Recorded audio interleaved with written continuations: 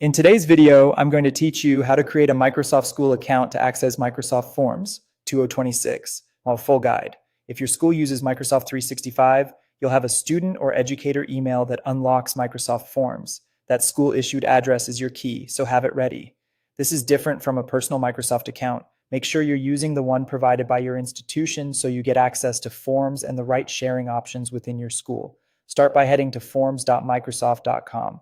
You can also go to office.com if you prefer the full Microsoft 365 homepage. When prompted to sign in, enter your school email and complete the login as you normally would. If you see a choice between personal and work or school, pick work or school. You may be asked to verify your identity or accept your organization's policies on first sign-in. That's normal. Once you're in the Microsoft 365 home, look to the top left corner for the app launcher, often called the waffle icon. Click it, then choose Forms.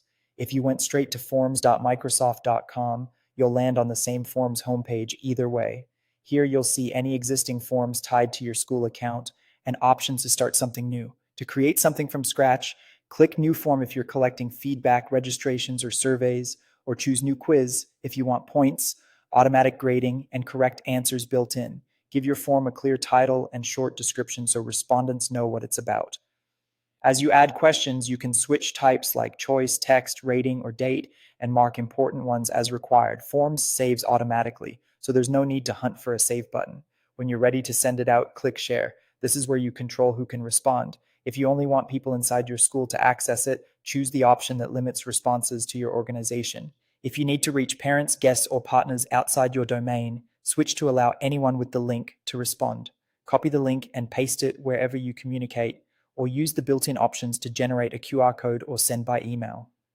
Before sharing broadly, it's a good idea to use the preview to see how it looks on desktop and mobile and make sure everything reads clearly.